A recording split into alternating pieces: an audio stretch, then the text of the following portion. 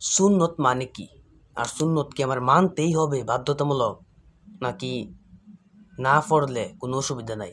আল্লাহ আপনাকে জিজ্ঞাসা পর্যন্ত করবে না যে কেন তুমি সুন্নত পড়লা না। জানেন কেন? আগে ভিডিওটা দেখেন, তারপর আপনাকে কমেন্ট করেন। কারণ ভাই, পুরো ভিডিও না দেখে শুধু শুধু কেউ গালিগালাজ করবেন না। সুন্নত আপনার জীবনে যদি আপনি না আদায় করেন কোনো সমস্যা নাই। জানেন কেন? কারণ সুন্নত হচ্ছে গিয়া সেইটা, আমি যে এখন ভিডিওটা প্রচার করছি আপনাদের মাঝে, এটাও কিন্তু এক প্রকার সুন্নত। কিন্তু আমি তো বিশ্বনবী সাল্লাল্লাহু আলাইহি ওয়াসাল্লামের সুন্নত না, এটাও কিন্তু এক প্রকার সুন্নতেই পরিণত হচ্ছে।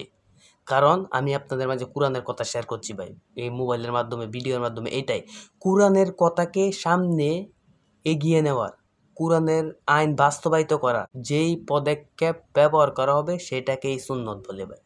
কিন্তু আপনি সুন্নত আদায় না করেন, তাহলে ভাই আল্লাহ আপনাকে জিজ্ঞাসা পর্যন্ত করবেন না সুন্নত কেন পড়লেন না। কিন্তু ভাই বিশ্বাস করতে হবে, মানতে হবে। যদি আদায় না করেন তাহলে ভাই কোনো সমস্যা নাই আপনার।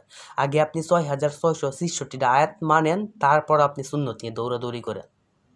কিন্তু ভাই আপনার যদি সুন্নত নিয়ে দৌড়াদৌড়ি করে আপনার কি হবে? যদি দিন শেষে ভাই আপনার জাহান্নামে যেতে হয়।